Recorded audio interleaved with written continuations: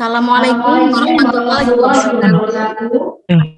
Waalaikumsalam warahmatullahi wabarakatuh. Selamat pagi anak-anak.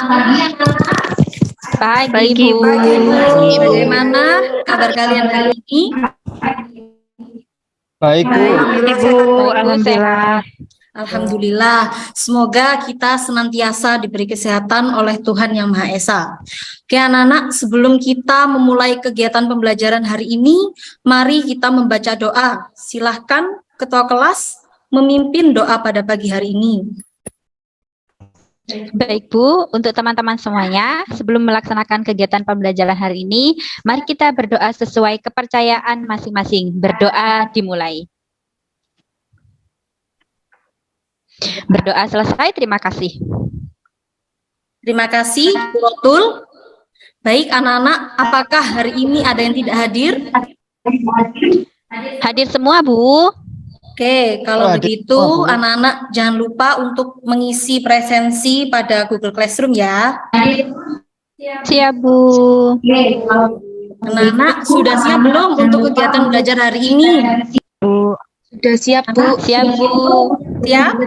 Siap. Oke, mari kita mulai dengan mengingat materi pada pertemuan sebelumnya. Ada yang masih ingat apa materi pembelajaran pada pertemuan sebelumnya? Saya, Bu. Pada pertemuan sebelumnya, kita telah mempelajari materi konsep asam basa. Ya, benar, Vira. Pertemuan sebelumnya kita telah mempelajari beberapa konsep asam basa. Ada yang masih ingat apa konsep asam basa yang kita pelajari? Saya, Bu. Ya, Nis? Ya, ada 3 konsep, Bu, yaitu konsep Arrhenius, lalu Bronsted-Lowry, sama Lewis. Excellent. Kemarin kita membahas konsep asam basa Arrhenius, Bronsted-Lowry, dan Lewis. Oke, yang pertama ada yang bisa menjelaskan konsep asam basa dari Arrhenius? Saya, Bu. Silakan, Afla. Menurut Arrhenius, asam itu merupakan suatu senyawa yang menghasilkan ion H+ ketika dilarutkan dalam air. Sedangkan basa merupakan senyawa yang dapat menghasilkan ion OH- ketika dilarutkan dalam air. Good, Afla. Kemudian ada lagi nih, yaitu konsep asam basa Bronsted-Lowry. Ada yang bisa menjelaskan konsep tersebut? Oke, saya, Bu. Silakan, Marianus. Oh ya, Bu. Jadi menurut Bronsted-Lowry, asam merupakan senyawa yang bertindak sebagai donor proton atau H+ pada senyawa lain. Sedangkan basa merupakan senyawa yang bertindak sebagai akseptor proton H+ dari senyawa lain. Very Seperti itu, Bu. good. Oke, itu tadi konsep asam basa dari Arrhenius dan Bronsted-Lowry. Terakhir adalah konsep asam basa Lewis. Ada yang bisa menjelaskan terkait konsep tersebut? Saya, Bu. Silakan, Gita. Menurut Lewis, asam merupakan senyawa yang dapat menerima sepasang elektron, sedangkan basa merupakan senyawa yang dapat memberikan sepasang elektron. Bagus sekali, Gita. Oke, anak-anak. Sekarang Ibu akan membagikan layar. Oke, anak-anak. Sekarang Ibu akan membagikan layar. Apakah sudah terlihat? Oke, anak-anak. Sudah terlihat, Bu. Oke, nanti PPT ini akan Ibu bagi di Google Classroom ya. Sambil kita melakukan kegiatan kita pada hari ini, jangan lupa untuk selalu mencatat poin pentingnya. Oke, Siap, Bu. silahkan perhatikan fenomena berikut ini. Ada yang tahu ini buah apa? Buah lemon, Bu. Benar, buah lemon. Pernah nggak kalian mencicipi buah tersebut? Gimana rasanya? Rasanya asam, Bu. Iya, benar. Rasa dari buah lemon adalah asam. Nah, pada pertemuan sebelumnya, kita kan sudah mempelajari sifat dari asam. Jika lemon rasanya asam, maka lemon itu termasuk asam atau basa, Nak? Asam, Bu. Karena rasanya masam. Good, Kuratul. Oke, selanjutnya coba perhatikan gambar berikut. Ada yang tahu ini produk apa? Obat mah, Bu. Benar. Kalian pernah mengkonsumsi obat tersebut nggak? Gimana rasanya?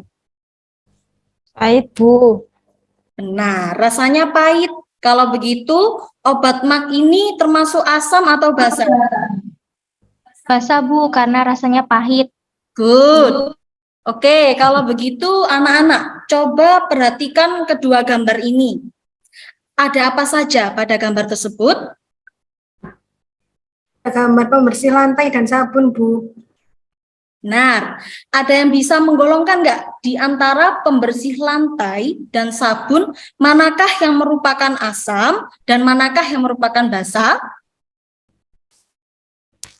Sebelumnya saya mau bertanya, Ya, boleh, Indah. ini kan untuk Fixal sama sabun itu kan kita nggak bisa mencicipi ya Bu, pembersih lantai sama sabunnya.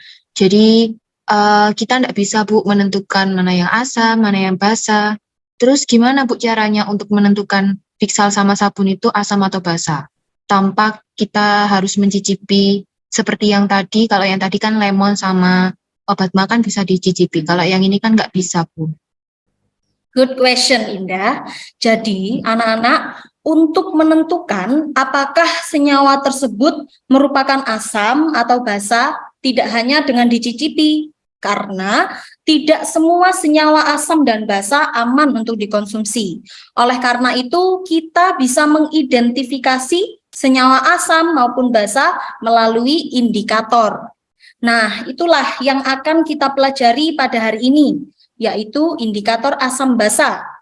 Adapun tujuan pembelajaran hari ini yaitu yang pertama, melalui kegiatan percobaan, peserta didik dapat menjelaskan pengertian indikator asam dan basa. Kedua, melalui kegiatan diskusi, peserta didik dapat membedakan indikator asam dan basa. Tiga, melalui kegiatan percobaan, peserta didik dapat menganalisis hasil percobaan uji suatu zat menggunakan indikator asam dan basa. Keempat, melalui kegiatan penyelidikan fenomena yang diberikan, peserta didik dapat merancang percobaan uji suatu zat menggunakan indikator asam dan basa. Dan yang terakhir, melalui kegiatan percobaan, peserta didik dapat mempresentasikan hasil percobaan uji suatu zat menggunakan indikator asam basa. Oke, anak-anak, adapun asesmen yang akan kita lakukan hari ini adalah yang pertama kegiatan berdiskusi, kemudian kegiatan percobaan, dan yang terakhir diakhiri oleh kuis. Nah, oleh karena itu, anak-anak diharapkan dapat aktif dalam mengikuti kegiatan pembelajaran hari ini. Siap, anak-anak? Ya, Bu. Siap, Ibu. Baik, anak-anak, kegiatan belajar hari ini akan dilakukan secara berkelompok. Nah, Ibu sudah membagi kalian dalam berbagai kelompok. Silakan kalian lihat pada slide ini, kemudian cek nama kalian, lalu kalian dapat berdiskusi dengan kelompok masing-masing. Siap, Bu. Ya, Bu. Oke, Bu.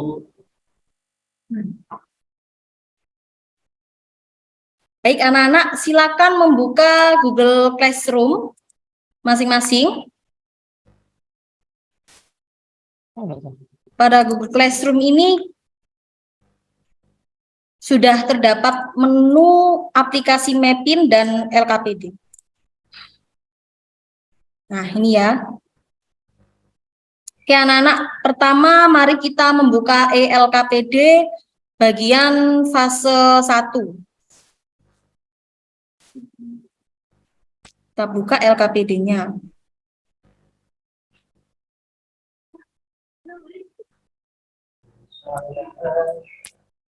Sudah terlihat? Sudah, Bu. Sudah, Bu. Ya, Bu. Oke, anak-anak, pada LKPD ini nanti bisa kalian print lalu diisi sesuai dengan pembahasan kita. Setelah itu kalian bawa LKPD tersebut pada saat pembelajaran luring minggu depan. Baik, Bu. Oke, anak-anak, coba perhatikan fenomena dalam fase 1, yaitu stimulus. Mari kita bahas. Kita tadi sudah mengetahui bahwa untuk menentukan sifat keasaman dan kebasaan suatu senyawa tidak hanya dilakukan dengan mencicipi ataupun menyentuh, namun juga bisa melalui indikator.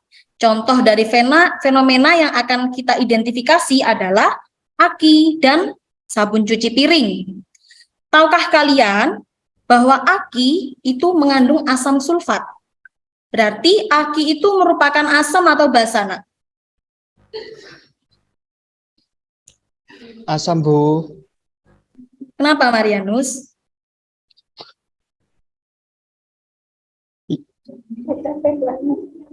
Ya, karena di dalam aki tersebut terdapat asam sulfat, Bu. Asam sulfat kan rumus kimianya kan H2SO4 seperti itu.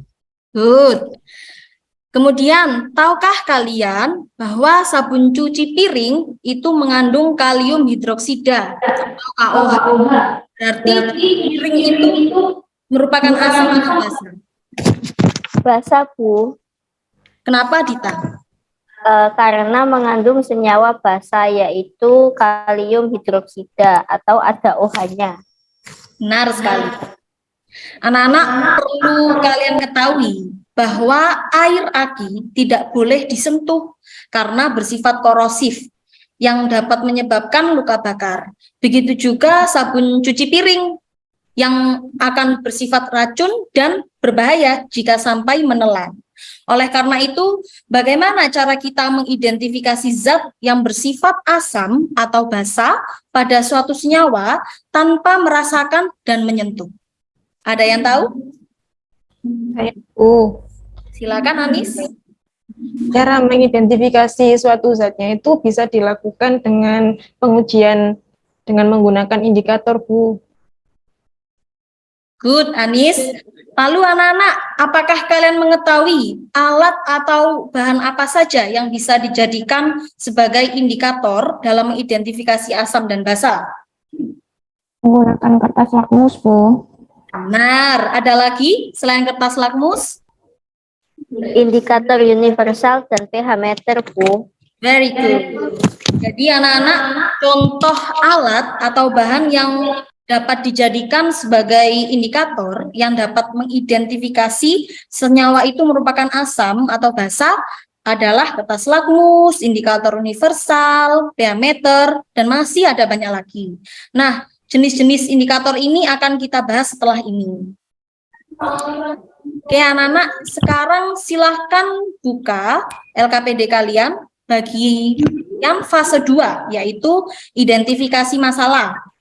Kemudian kalian baca fenomena tersebut. Ibu beri waktu 1 menit ya, dimulai dari sekarang.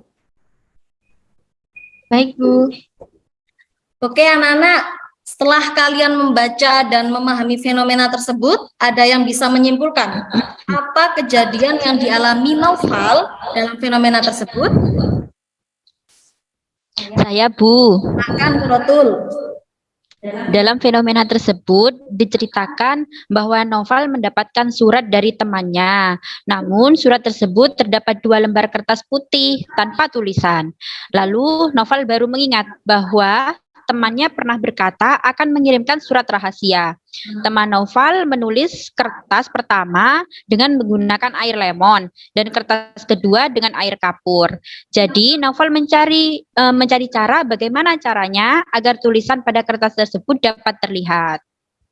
Very good, Kuratul. Lalu jika kalian ingin membantu Noval, bagaimana caranya agar tulisan pada kertas tersebut dapat terlihat? Nah, Disemprot menggunakan air, Bu. oke, Ibu tampung dulu ya jawabannya. Ada cara lain nggak yang bisa membantu Noval?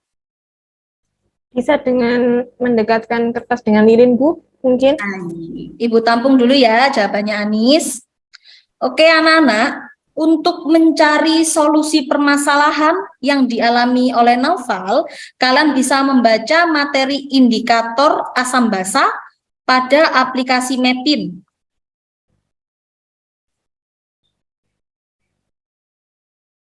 Sudah terlihat ya aplikasi mappingnya? Silakan dibuka ya. Oke, Bu.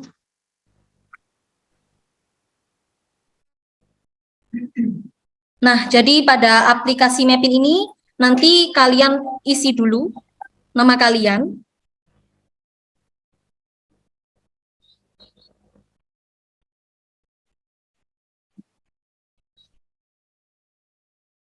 Nah, setelah mengisi nama, nanti klik mulai. Di situ nanti kalian diarahkan beberapa menu. Kalian dapat membuka semua menu. Akan tetapi, untuk membukanya harus melewati tahap demi tahap. Seperti tujuan dulu, lalu petunjuk, dan seterusnya. Nah, yang pertama kita coba buka bersama ini tujuan pembelajaran. Setelah itu, kalian klik pada menu petunjuk. Dan coba kalian baca petunjuknya, Ibu beri waktu 1 menit.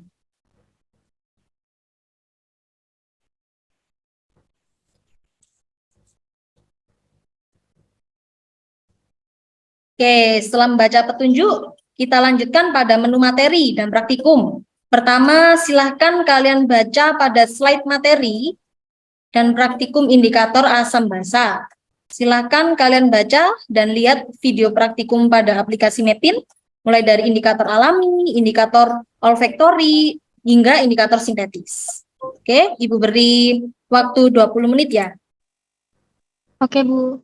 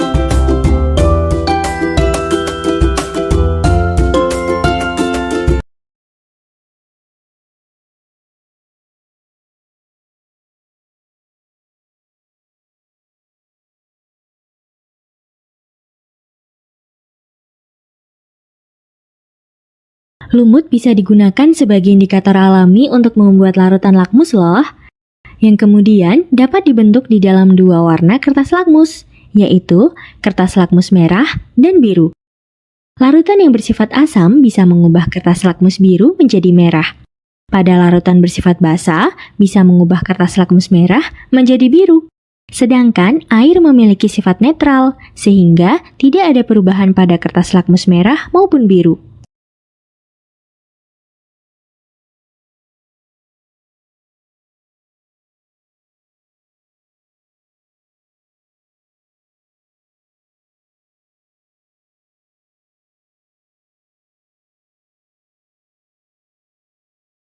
Kunyit bisa digunakan sebagai indikator alami loh.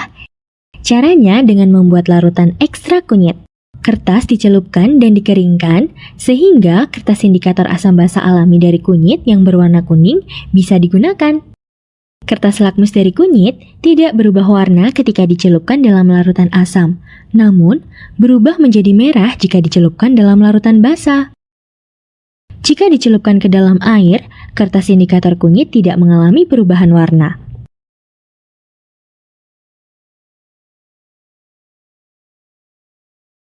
Apa bunga sepatu bisa digunakan sebagai indikator? Ya, mahkota dari bunga sepatu sangat bagus untuk mendeteksi asam dan basa. Jadi, bagaimana bunga sepatu bisa menjadi indikator asam basa? Itu sangat simpel. Yang harus kita lakukan adalah memasukkan air panas ke dalam gelas beker yang berisi bunga sepatu, lalu diamkan beberapa saat. Larutan ini sudah bisa digunakan sebagai indikator alami loh. Jika larutan tersebut diambil lalu diteteskan ke dalam larutan asam, warna larutan asam bisa berubah menjadi merah. Dan jika diteteskan ke dalam larutan basa, maka warna larutan berubah menjadi hijau atau kuning. Itulah cara menggunakan bunga sepatu sebagai indikator alami asam basa.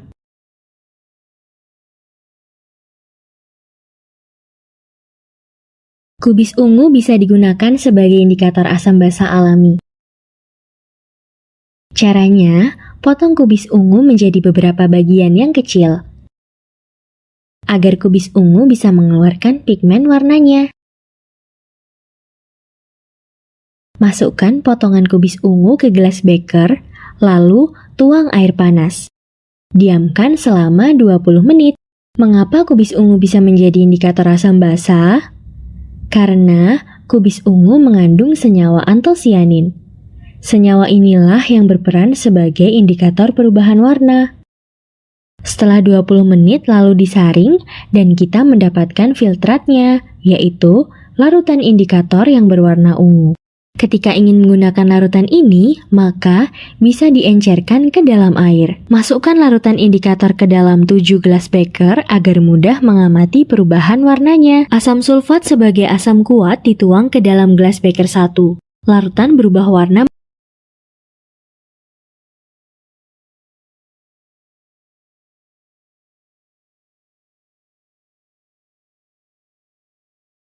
Larutan indikator. Ada beberapa macam larutan indikator. Contohnya phenolphthalein atau PP. Larutan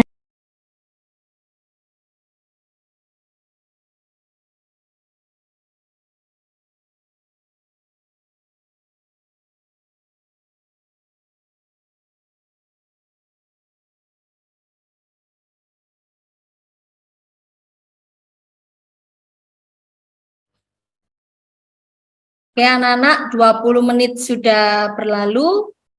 Coba perhatikan kembali ELKPD pada fase 4. Nah, pada fase 4 ini kalian diminta untuk mengidentifikasi asam dan basa berdasarkan jenis-jenis indikator untuk mengetahui perubahan warna pada beberapa bahan yang terdapat di LKPD. Coba kalian kerjakan sesuai dengan praktikum yang terdapat pada aplikasi Mapin. Kalian juga dapat menggunakan sumber lain selain LKPD, seperti menggunakan internet, buku paket, artikel, dan lain-lain. Nah, pengerjaan LKPD bagian fase 4 ini nanti dijadikan PR ya. Nah, sekarang mari kita simpulkan bersama-sama nih, apa aja yang sudah kita pelajari hari ini.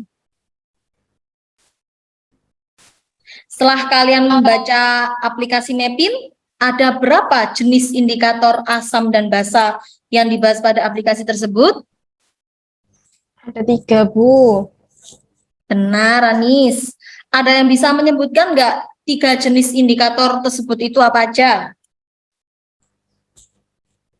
Ada indikator alami, ada indikator olfaktori, sama indikator sintesis, Bu. Good, Anis. Lalu, ada yang bisa menyebutkan apa saja yang termasuk indikator alami? Saya, Bu, Ya. lakmus dari lumut, indikator alami dari kunyit, terus ada kubis ungu, dan juga ada bunga sepatu. Very good, Sira. Selain indikator alami, ada indikator olfaktori. Apa saja contoh dari indikator olfaktori? Saya Bu tahu. Silakan Kurotul. Ada bawang merah, cengkeh, sama vanila. Very good, Kurotul. Nah, itu tadi contoh dari indikator olfaktori nih. Terakhir ada indikator sintetis. Apa saja contoh dari indikator sintesis itu, Nak? Oke, saya Bu. Ya, Marianus. Ya, untuk indikator sintesis, contohnya ada indikator PP, ada BTB atau broktimol biru, lalu ada metil urin atau MO, Bu. Betul sekali. Nah, tadi kita sudah menyebutkan contoh dari 3 indikator.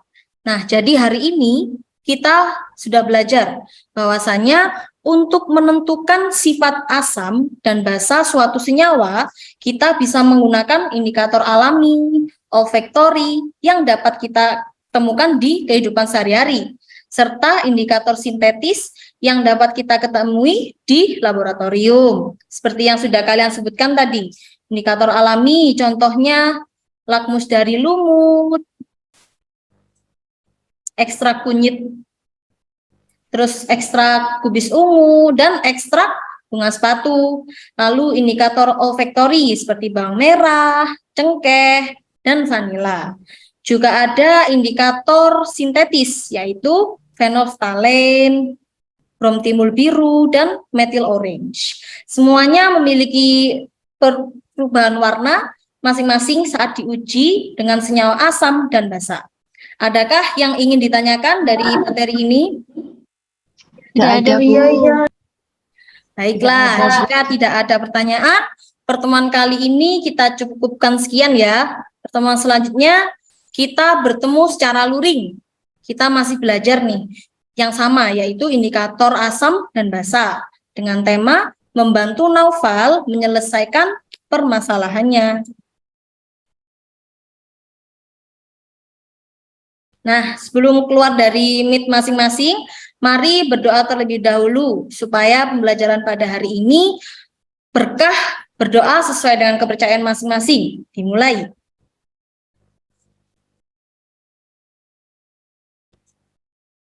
Amin. Berdoa selesai.